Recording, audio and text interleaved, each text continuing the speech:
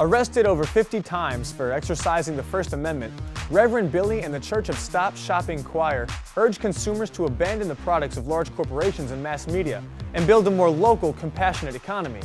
Follow us to New York City as we take to the streets on the busiest shopping day of the year, Black Friday.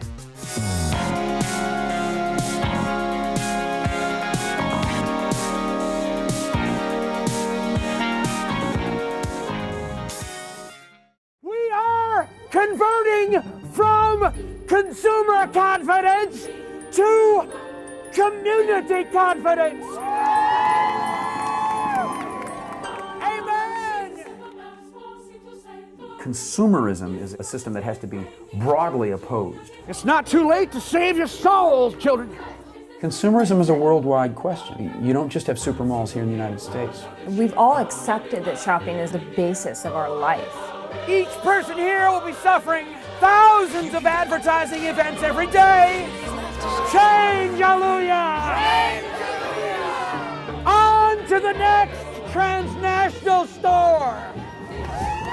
What do we do, and what is the Church of Stop Shopping? We call the Church of Stop Shopping a radical performance community, and it's a group of about 50 performers and artists and culture makers. We are a church in the sense that we gather in a space together and hope for the future and express a common set of values, but we aren't religious.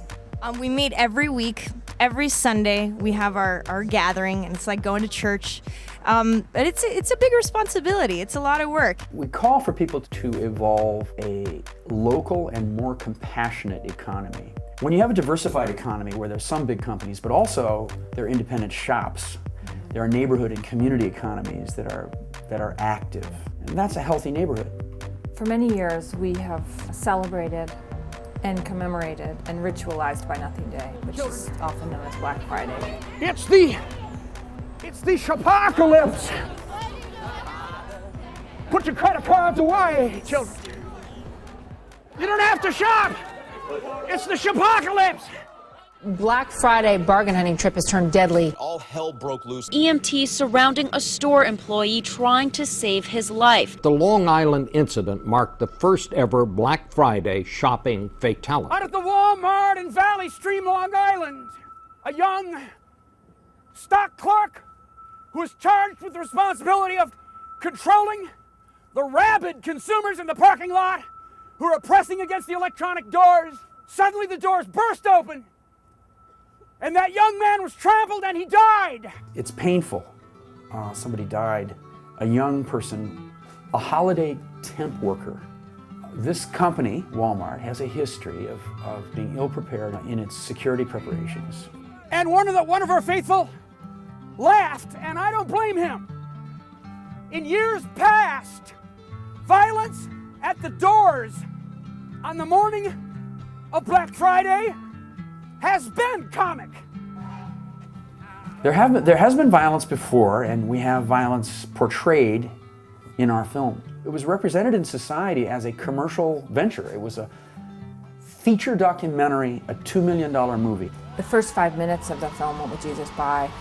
It's sort of a montage of Black Friday shopping. To spend about $457 billion this holiday season. This weekend alone is going to be the busiest shopping weekend. Billy and I were talking this morning about how profoundly differently we'll read those 5 minutes because of what happened yesterday in Long Island. Will we step back like wise, reasonable people, use this man's untimely death to really understand that we have to change? We'll stay out of the chain stores and the big box stores. And we're not going to rush by each other and trample each other. We're going to give each other experiences. Share life this Christmas. Amen. Hallelujah. Change. Hallelujah. That's the fundamental change we have to make, to understand what we need versus what we want. This year we decided to use our Buy Nothing Day notoriety down in Union Square. Shake your booty. We have to be in Union Square or Coney Island, one of these two famous public places in New York, every 6 weeks or so. One of the most important things we did, I think, was the conversation that we had afterwards, the culture making. Dance and stop shopping!